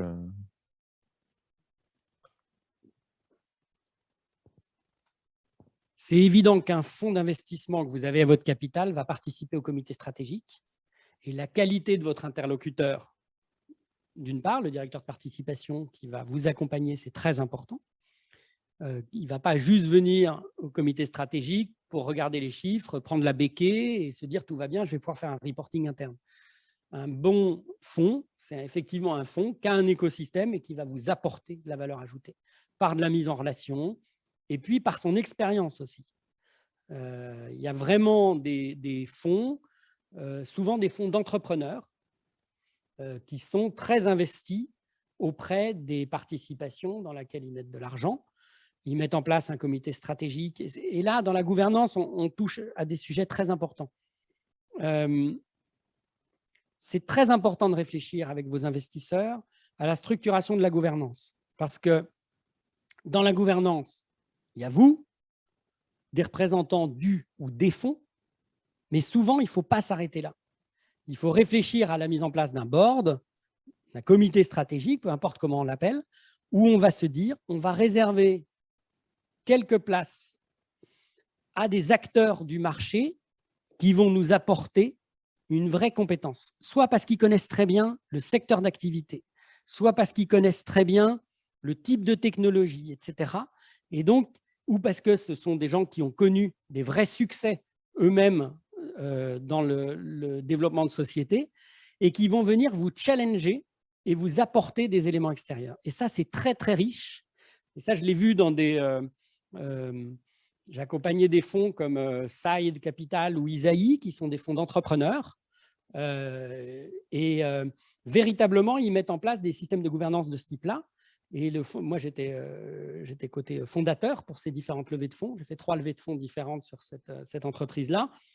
Eh ben, le dirigeant me dit clairement, il est dans l'univers du tourisme, que les personnalités qui ont été sourcées pour rentrer au board, et pour les motiver, on leur a donné des BSA, des bons de souscription d'actions, les gens du board.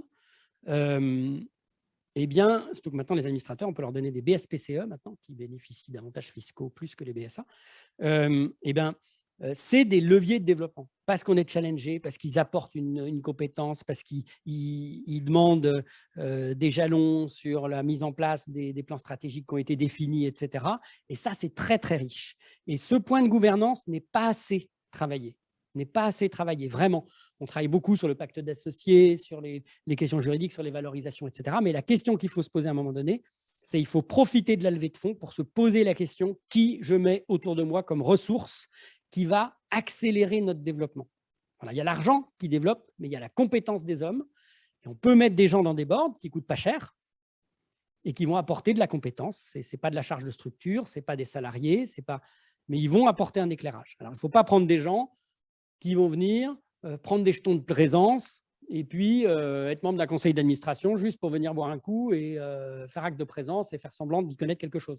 Il faut vraiment bien choisir des hyper spécialistes ou des hyper bons dans leur domaine qui vont nous challenger. Il faut accepter d'être challengé. Et ça, c'est riche, cette gouvernance.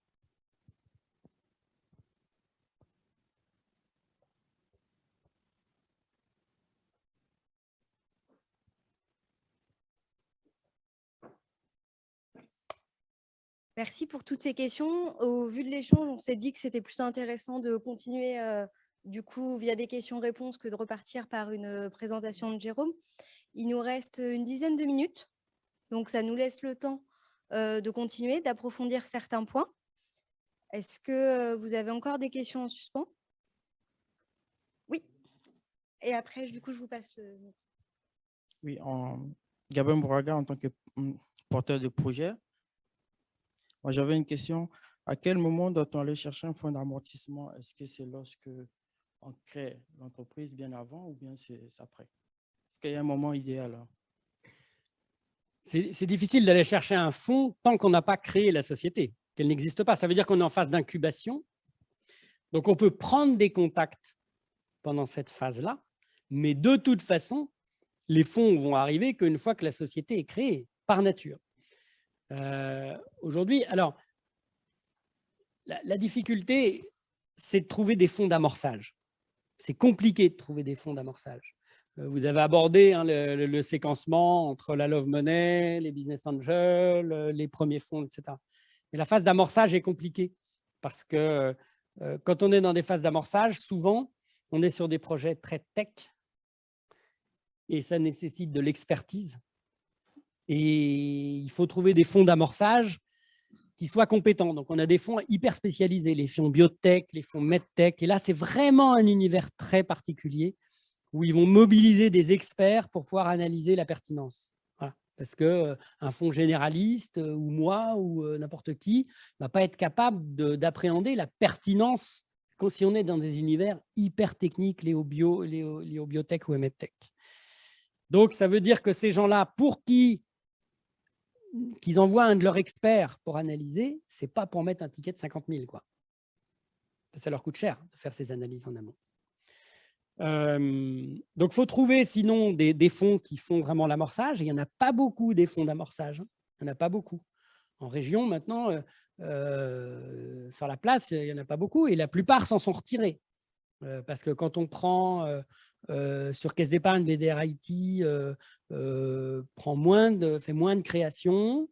BFC Croissance, Banque Populaire non plus. Créinvest en fait un petit peu, mais c'est des petits tickets. Ça va être jusqu'à 100 000 à peu près sur Créinvest. Donc maintenant, il y a Finovam qui est arrivé.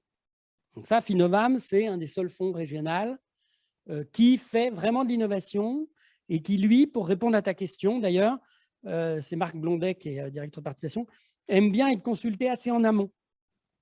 Assez en amont. Ce que je ne préconise pas toujours, moi, il ne faut pas aller voir trop tôt, souvent, moi, je dis.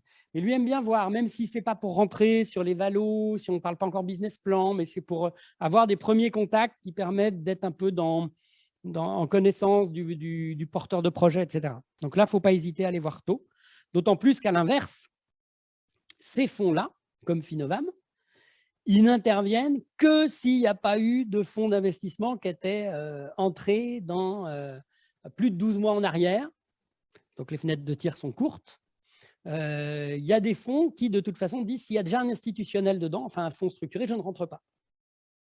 Donc, je connais un fonds parisien. Lui, son modèle, c'est dire je mets minimum 800 000, je veux être le premier fonds à rentrer, je prends 25% du capital. Voilà, c'est clair. Il dit on ne va pas perdre de temps à parler valo, machin, etc. C'est comme ça. C'est à prendre ou à laisser, c'est super clair. C'est un fonds très, très efficace. Mais voilà, donc il n'y en a pas beaucoup des fonds qui sont très en amorçage. Il faut vraiment les identifier, ce n'est pas facile. C'est pas facile. Il faut dire, il y a beaucoup de casses, c'est pour ça. Et du coup, une question, quand on doit constituer un pool de fonds, comment on identifie celui qui va prendre le lead? Est-ce que c'est lui qui s'autodéclare parce que c'est lui qui a le plus faim, ou est-ce que c'est… Ouais, comment ça se passe? Se détache naturellement. C'est-à-dire qu'en général, il y en a un qui dit « ouais, moi, ça me plaît, j'y vais ». Et il prend un peu le lead naturellement. Et souvent, c'est lui qui va chercher des fonds qu'il connaît en co-investissement. Donc oui, il y en a un qui sort du lot en général. C'est comme dans les pools bancaires, au niveau des prêts, il y a souvent un arrangeur qui sort du lot et puis éventuellement, il se dit « moi, je prends tout et puis je m'occupe de faire refinancer derrière ». Là, c'est pareil, sur les fonds, il y en a un qui prend le lead. Et puis, il appelle ses petits camarades en disant « dis donc, j'ai un dossier sympa, tu devrais venir ». Ou vous les avez rencontrés, et puis ils se mettent ensemble. Et il y en a un qui prend la plume et qui prend le lead. Mais ça se fait très naturellement. Et donc, du coup, on va rencontrer Marc Blondet demain, qui interviendra dans le cadre de la semaine de levée de fonds. Donc, Finovam sera présent demain. Vous avez une question? Non? Oui. Juste pour rajouter un petit point sur le terrain financier, on a parlé d'anticiper la levée de fonds, on a parlé des problématiques de trésorerie. J'ai eu le cas dernièrement de deux boîtes, deux structures différentes. Une petite qui avait pas encore trop de chiffre d'affaires, il lui restait 100 000 € sur son compte, qui est venue me voir pour on présentait les comptes. Et là, on fait un point en termes de trésorerie. Tu as quoi comme cash burn? Tu dépenses combien tous les mois? Comment tu fonctionnes? Tu en es où? Tu as encore combien en trésorerie d'avance? Et là, elle me dit oh, il n'y a pas de souci, j'ai encore 7-8 mois, pas de souci. On creuse un peu dans les chiffres. Concrètement, il restait 3 mois de trésorerie, voire 3,5. Du coup, c'est-à-dire, si on n'avait pas fait ce moment-là de bilan, de regarder un peu les comptes, on se serait rendu compte trop tard de la problématique financière et donc de comment on va chercher d'autres fonds. Là, même 3 mois et demi, c'est très court. Donc, on a dû faire un bridge avec d'autres financeurs à côté pour envisager une levée de fonds plus tard. Donc, attention. Et un autre cas d'une entreprise plus grosse, 2 millions de chiffre d'affaires. Et là, pareil, je les ai reçus il y a 2 semaines en entretien pour faire le bilan. Et j'aime bien faire ces points de trésorerie, de cash burn pour voir combien de temps il reste, est-ce qu'on anticipe un peu des problématiques. Et résultat de l'année précédente, moins 90, et résultat de cette année, 0. Donc, objectif, on est en train de monter. Le prochain résultat devrait être positif. Mais on augmente les stocks, on recrute une personne en plus. Et même question, cash burn. Ils me disent oh, j'ai encore bien 1 an et demi sans problème. Je refais mes calculs de ratio, etc. Je leur annonce, non, là, il y a 3 mois, 4 mois, grand max. On creuse un peu, ils commencent à me dire, oui, mais en fait, les stocks, on peut les réduire, il y a différents éléments, et on est monté à 8 mois, 9 mois. Mais ça n'empêche que ces deux chefs d'entreprise n'avaient pas la vision très claire de combien de temps il leur restait avant d'avoir des problématiques de trésorerie. Donc, posez-vous sur ce sujet et travaillez ce sujet de se dire jusque quand je peux survivre, entre guillemets, jusque quand j'ai assez de trésorerie et à partir de quand je dois aller consulter mes conseils pour voir qu'est-ce que je fais par la suite. Et vraiment, ayez une attention particulière là-dessus. Oui, parfois, il y a des arbitrages qui sont très compliqués à faire parce qu'on se dit il ne faut pas que je me mette en phase de repli et que j'arrête mon accélération parce que je vais chercher du chiffre qui va prouver que. Et en même temps, si je ne réduis pas un peu ma charge de structure, je sais que je serai à court de cash, mettons, dans 3 mois, comme tu le dis justement. Donc, il y a vraiment des arbitrages qui sont très, très compliqués. Et il n'y a pas de bonne ou de mauvaise solution. C'est vraiment le dirigeant qui, à un moment donné, se dit, bon, ben voilà, là, je suis en risque, tant pis, je me replie un petit peu, ça me permet de prendre un palier, d'avoir un peu de temps pour aller chercher ma levée de fonds et je pourrais réaccélérer. Donc, il faut vraiment faire attention à cette consommation de cash, mais ça a été dit, tu l'as dit aussi, la trésor, c'est le nerf de la guerre, quoi. Vraiment, la trésor. Donc, il faut aller chercher au maximum la trésor, prendre un maximum tout ce qu'on peut prendre et savoir anticiper une levée de fonds. Ça ne se fait pas en 3 mois. De toute façon, c'est mort. Sinon, 3 mois, on est mort. Alors, évidemment, je ne parle même pas. Là, on parlait de la consommation de cash, il y a l'exploitation, au développement. Je ne parle même pas si les prêts que vous avez souscrits commencent à passer en amortissement, en remboursement. Là, il faut immédiatement, si vous êtes dans une situation où vous n'êtes pas en génération de cash flow positif ou que vous êtes en génération de cash flow positif, mais que cette trésorerie générée par l'exploitation est consommée par le remboursement de la dette, à ce moment-là, ce qu'on appelle la CAF nette, c'est-à-dire après remboursement de la dette, si elle ne vous permet pas de tenir le temps d'arriver à la levée de fonds, il faut arrêter de rembourser les emprunts. Je savais, je n'osais pas regarder. Mais c'est de la bonne intelligence. Pourquoi? Parce que si vous ne le faites pas, votre boîte sera morte. Donc, vous ne rendez pas service à votre banquier. Et pour ça, il y a des outils, le mandat ad hoc, d'accord, qui sont des procédures confidentielles où, alors c'est intéressant si on a plusieurs banquiers autour de la table, si on a qu'un, on peut négocier de gré à gré facilement. Mais si on a plusieurs banquiers autour de la table, plus la BPI, etc., rapidement, vous mettez en place un mandat ad hoc. Il suffit d'appeler le président du tribunal de commerce. C'est confidentiel. Vous choisissez un mandataire ad hoc, il le désigne et le mandataire ad hoc va s'occuper pour vous de négocier ce qu'on appelle un standstill, puisque vous avez bien vu qu'il n'y avait que des termes anglais. Donc, c'est-à-dire une suspension du remboursement des prêts, le temps de discuter, le temps de trouver des solutions et ensuite, soit de dire on protocole en disant on donne 12 mois sans remboursement du capital, on va payer que les intérêts courants, on reporte cette annuité à la fin du prêt et ça donne le temps à l'entreprise d'aller chercher sa levée de fonds sans consommer de cash. En tous les cas, sans consommer de cash pour servir la dette. Voilà. Donc ça, il faut bien y penser. Il y a plein d'outils comme ça. Parce que si les outils que vous allez chercher, c'est la procédure collective, si vous attendez d'être dans un état de cessation des paiements, c'est souvent très compliqué de faire rentrer des fonds à ce moment-là. Donc, attention à ces stratégies liées à la consommation de cash, mais sachez qu'il y a des outils que vous ne connaissez souvent pas. Et c'est au service du remboursement de la dette, au bout du compte. Est-ce que vous voulez commenter? Il n'y a pas d'obligation. Non, il n'y a pas de souci. Enfin, je partage forcément ce qui a été dit. Maintenant, si demain j'appelle le président du tribunal de commerce, si j'ai déjà eu des incidents de paiement, si ma cotation Banque de France est dégradée, vous pouvez faire ce que vous voulez, on peut vous mettre sous mandat ou autre, arriver à lever des fonds, il va falloir être magicien quand même. Maintenant, pourquoi est-ce que ces procédures existent et pourquoi est-ce que les banquiers, et c'est vrai, sont favorables à ces standstills, tout simplement? C'est qu'à un moment donné, il vaut mieux que je mobilise des fonds propres pendant un temps donné et que je perde 1 an ou 18 mois sur mon process de remboursement plutôt que tout perdre. Donc, on laisse sa chance au chef d'entreprise, accompagné du mandataire. Et effectivement, si ça permet à l'entreprise de se sauver et de lever des fonds pour poursuivre son développement, on n'est pas plus bête que les autres et on va préférer effectivement prendre ce temps-là. Maintenant, Je connais quelques entreprises sous mandat où le confidentiel n'est pas si confidentiel que ça, et c'est quand même un exercice difficile. Mais quand on est devant le peloton d'exécution, il vaut mieux passer par là que d'aller directement à la procédure collective. Ouais. Mais ça marche si vous y allez tôt. Des sociétés en mandat, j'en accompagne pas mal en prévention.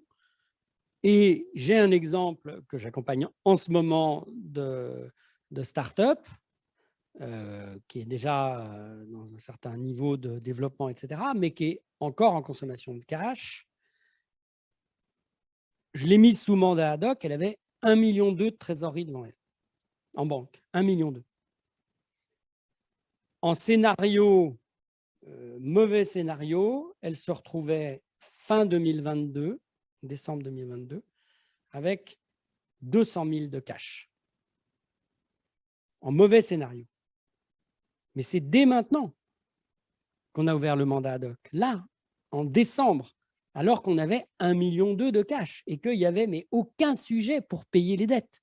Sauf que si on ne le faisait pas maintenant, c'est potentiellement dans un an, parce qu'on est dans un secteur d'activité extrêmement impacté par le contexte actuel, que le risque se présentait.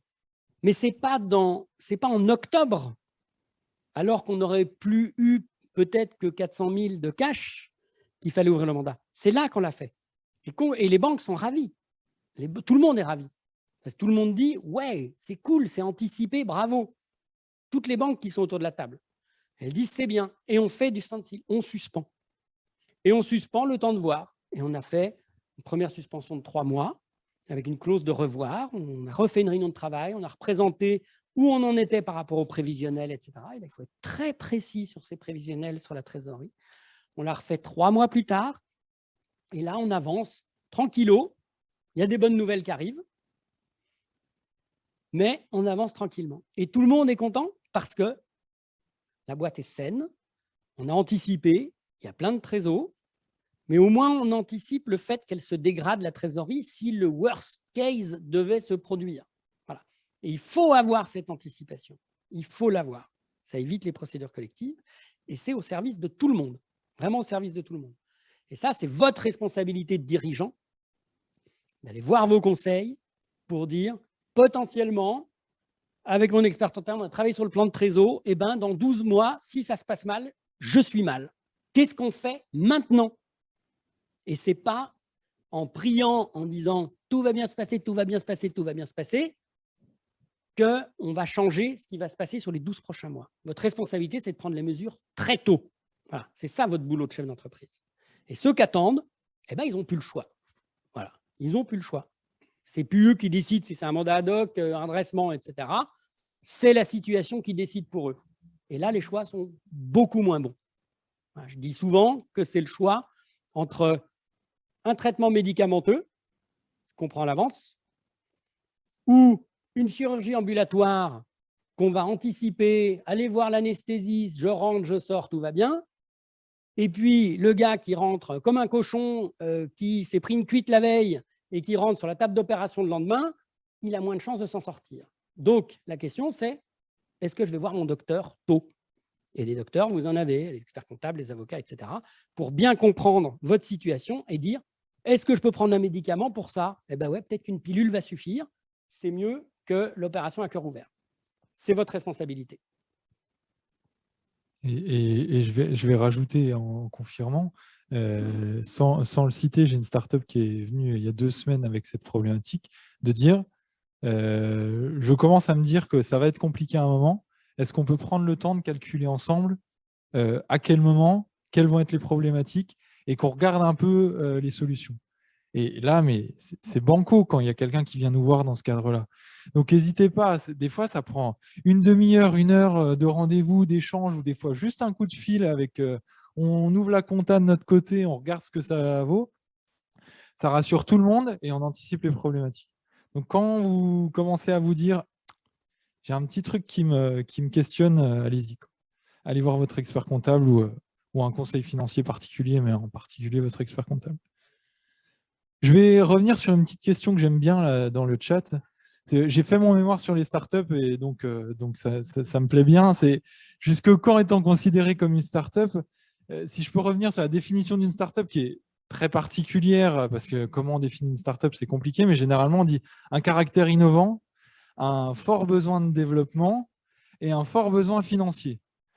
Donc, jusque quand est-on considéré comme une startup? Quand on répond encore aux trois. Donc, le caractère innovant, on le garde généralement. Le fort besoin financier, il peut réduire, et le fort besoin de développement, il peut réduire. Donc, à un moment, on monte, on est startup, puis quand on commence à stabiliser, c'est là qu'on peut se dire on n'est plus startup, on est entreprise classique. Mais il n'y a pas de réel moment où on n'est plus une startup. La startup, c'est dans la tête surtout. Il y a quand même quelques éléments de décret qui sont parus, notamment dans les attributions de financement, comme les prêts participatifs de relance ou autres, avec des définitions des critères des entreprises innovantes. Donc, vous pouvez avoir des notions de durée. On considère qu'au-delà de 8 ans, une entreprise n'est plus innovante, sauf si vous avez déjà levé des fonds liés à l'innovation ou autre. Donc, il y a quand même quelques critères de durée. Ça s'éclaircit un peu sur cette notion de durabilité dans le temps de ce mot startup.